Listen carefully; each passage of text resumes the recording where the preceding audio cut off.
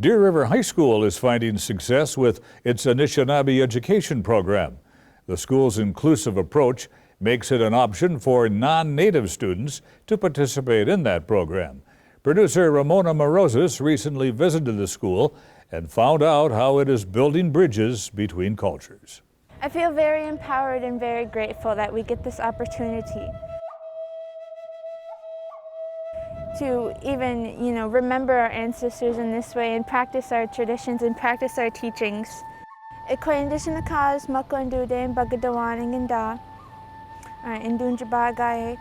am a student here at the Deer River High School. My name is Nikaya Losh. I am in the Anishinaabe Ed programs. I spend quite a while in the Anishinaabe room. As much as I can go in there, it's counted just as a regular credit, which, I don't know, it's pretty cool that we get to do that. We practice our culture and our teachings and still get our credits for it. Bonjour, Bedwewe Juano Kwe Indigenous Cause, Makwan and Dudem, Gazagasqua Jamaica and Dunjaba. My English name is Lavender Kingbird. My Indian name is the sound of a waterfall from a distance. And I work for the Deer River Public School District. Right now we're doing, they're practicing the rice harvesting. We call that Minoman rice. And so that's what they're doing right now. We go within the seasons. Lavender has advanced beading classes, advanced regalia making classes. Gerald teaches Ojibwe history classes. He teaches Ojibwe, different Ojibwe classes.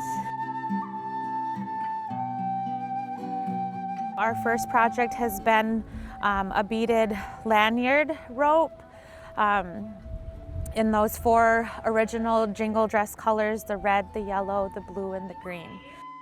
So these classes, we have gone out to get the wood, the cedar, and at that time we have also harvested other medicines like the swamp tea, the winter mint, or the winter green mint, and we just recently did black ash baskets. So that's what they're burning right now, is the trimmings of what was left over in those baskets. I am the coordinator for our Anishinaabe Gikanu Amadi Wigamegoon program. Our program needed a different worldview. We didn't have a very good reputation as far as education goes.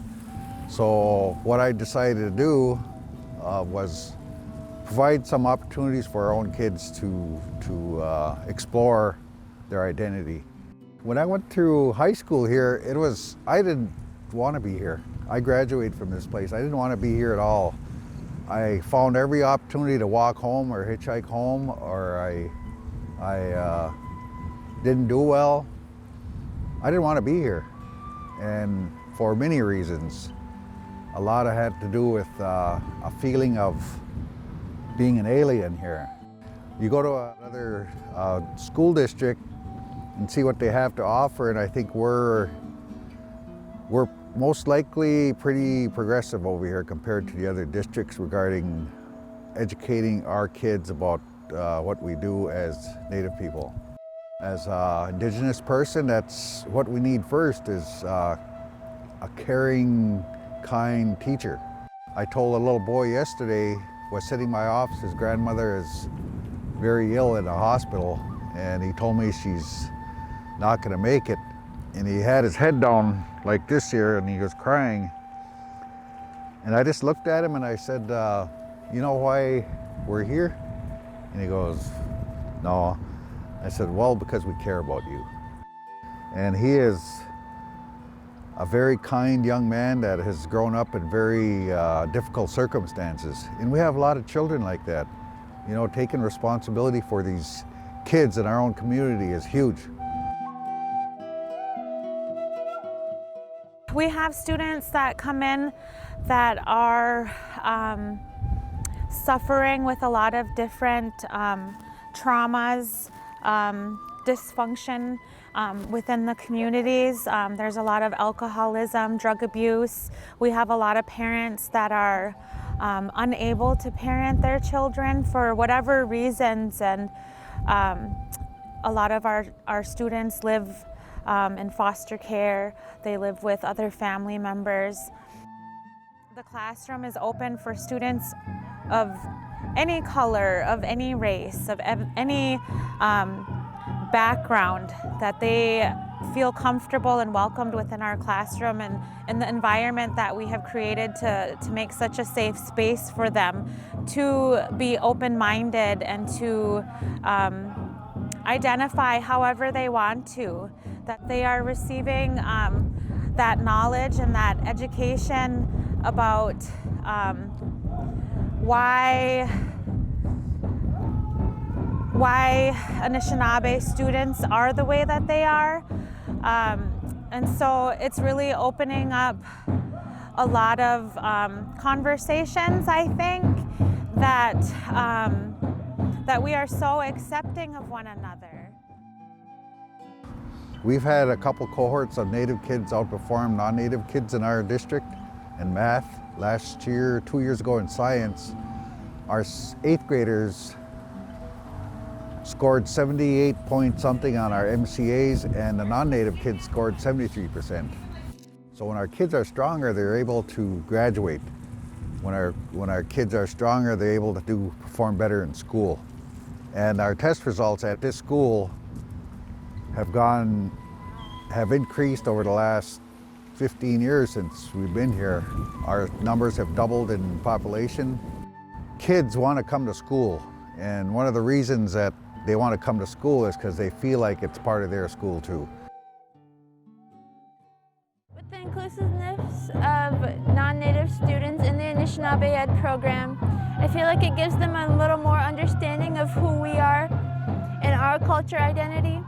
Many Native youth are very, nervous to show who they are and to practice their culture with in front of others, as they shouldn't be. So with the inclusiveness of non-Native students in the program, it gives them a little bit of insight into who we are as our people. So when I was younger and I would wear my traditional outfits, I would feel very nervous to walk around in them, to be seen by others, because sometimes they would look at me a little funny, why was she wearing her skirt all day? But now as I grow older, I realize what this skirt means, and a lot of that is because of Lavender. She taught me really that this skirt is medicine, and as women, we're so powerful. We're so powerful that we wear our skirts so all of our power can go to the earth. Now, according to the Minnesota Department of Education, the 4-year graduation rate of Native students is just over 50%. The Department of Education provided the following statement from Commissioner Mary Catherine Ricker. Quote, "Supporting our Indigenous students and families is a top priority for the Minnesota Department of Education. We have a goal of ending high school dropouts across the board and ensuring all of our Indigenous students are graduating, and this is a critical part of that effort." End of quote. Ricker also mentioned learning from successful programs like the one at Deer River High School.